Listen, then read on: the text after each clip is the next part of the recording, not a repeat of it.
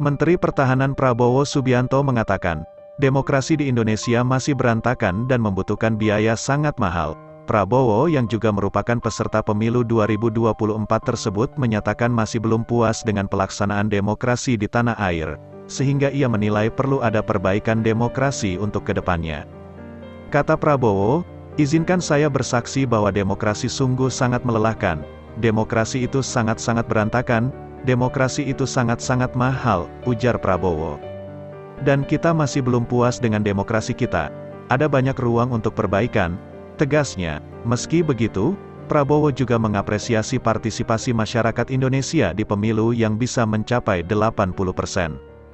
Menurutnya, angka partisipasi pemilu Indonesia tidak buruk, terlebih jika dibandingkan dengan negara-negara lain yang menganut sistem demokrasi tetapi partisipasi pemilih dalam pemilu mereka tidak mencapai 50%.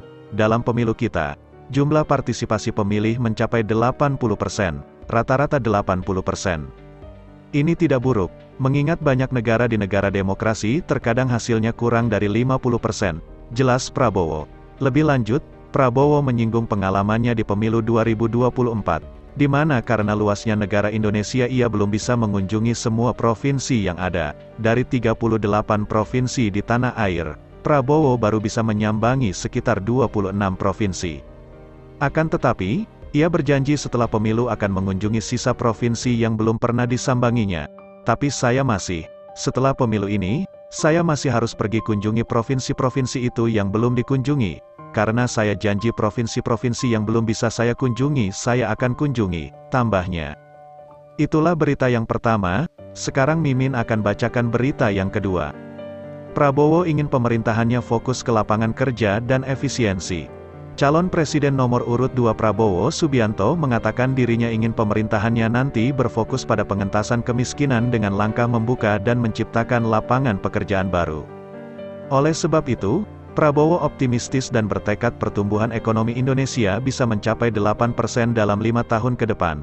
"Pada dasarnya, kita bisa menggenjot pertumbuhan kita sendiri. Perkiraan saya dalam 5 tahun ke depan kita bisa mencapai pertumbuhan 8% mungkin lebih," ujar Prabowo. Adapun, untuk mencapai target tersebut Prabowo ingin fokus pada pengentasan kemiskinan dengan menciptakan sebanyak-banyaknya lapangan pekerjaan untuk rakyat Indonesia.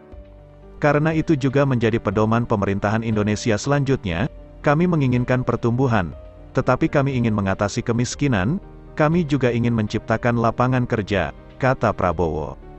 Selain itu, negara dalam hal ini BUMN juga patut turut serta hadir berkontribusi dengan langkah strategi yang baik. Ia pun ingin pemerintahannya nanti dapat mengelola keputusan yang rasional dan efisien. "Dan yang sangat jelas, kita dorong efisiensi, kita dorong pengambilan keputusan rasional yang bisa mengedepankan perekonomian. Kita harus laksanakan yang terbaik dan kita sangat optimis bisa melaksanakan hal itu," kata Prabowo. Itulah berita yang kedua, sekarang Mimin akan bacakan berita yang ketiga. Erick Thohir kaget saat Prabowo minta rekomendasi nama Dirjen Pajak. Menteri BUMN Erick Thohir mengaku kaget ketika diminta Capres nomor urut 02 Prabowo Subianto untuk memberikan rekomendasi nama-nama yang pantas menduduki kursi Direktur Jenderal Pajak Kementerian Keuangan. "Saya benar-benar tidak tahu rekomendasi nama Dirjen Pajak. Ya Pak Prabowo orangnya genuin, simple, apa adanya tidak menutupi." Pernyataan Pak Prabowo yang paling penting kan beliau ingin dibantu semua orang bagus. Tetapi yang terbaik kan seleksinya di beliau, ujar Erick. Ketua Umum PSS ini juga menyatakan bahwa dirinya tidak memiliki otoritas untuk menilai siapa yang akan menjadi Dirjen Pajak ke depan. Oleh karena itu, Erick pun mengaku kaget ketika Prabowo meminta rekomendasi dari dirinya. "Saya kaget ketika diminta masukan. Ya pastikan bukan hanya saya, Pak Hatip juga diminta memberi masukan.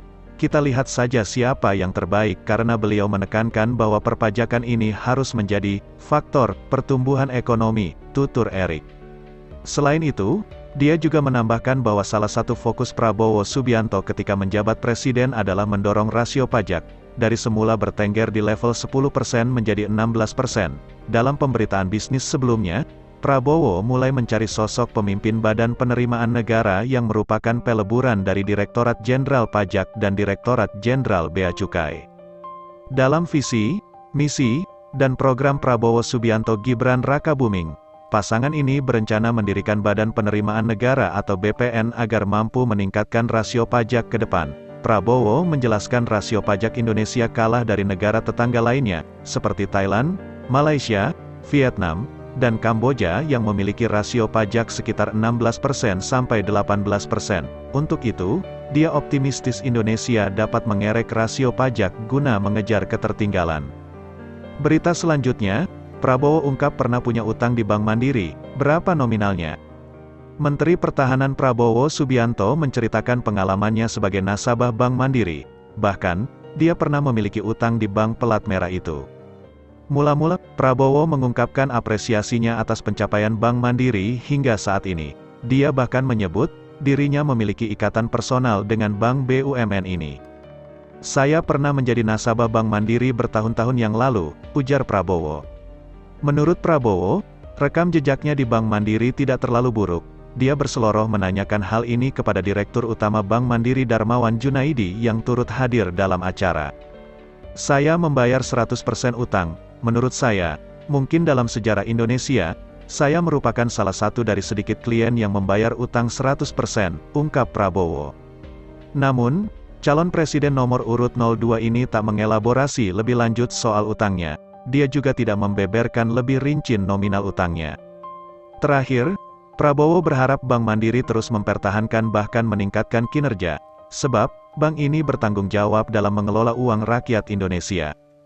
Sebagai cucu dari pendiri salah satu bank milik BUMN Margono Joyo Hadikusumo, Prabowo juga berharap pengelolaan uang negara yang penuh dengan rasa tanggung jawab dan akuntabel dapat terus dilanjutkan. Hal itu, kata dia, dilakukan demi kepentingan dan keberlanjutan hidup masyarakat Indonesia. Berita selanjutnya, Prabowo pastikan lanjutkan kebijakan Jokowi. "Kami terbuka dan ingin lebih banyak investasi masuk." Calon Presiden nomor urut 2 Prabowo Subianto berjanji akan terus memperbaiki iklim investasi di Indonesia. Pembenahan ini dilakukan agar semakin banyak penanam modal yang merealisasikan investasinya di tanah air. "Kami terbuka untuk investasi, dan kami menginginkan lebih banyak investasi masuk. Untuk itu, kita harus berbenah untuk semakin baik," kata Prabowo. Untuk itu, Prabowo juga menekankan pentingnya upaya meningkatkan efisiensi, mencegah praktik korupsi, penegakan hukum, dan memastikan seluruh investor dari dalam dan luar negeri mendapatkan perlindungan sesuai aturan perundang-undangan yang berlaku, ucap Menteri Pertahanan di hadapan para investor, bankir dan praktisi keuangan itu. Dalam kesempatan itu, Prabowo juga berjanji akan melanjutkan program-program pemerintahan Presiden Joko Widodo atau Jokowi Wakil Presiden Ma'ruf Amin. "Kebijakan pemerintahan Presiden Joko Widodo terbukti berhasil dan kami akan memastikan kebijakan itu terus berjalan. Kami akan meningkatkan hal-hal yang perlu ditingkatkan," ujarnya. Meski begitu, ia menyebutkan saat ini masih ada beberapa sistem yang kurang efisien dan perlu perbaikan.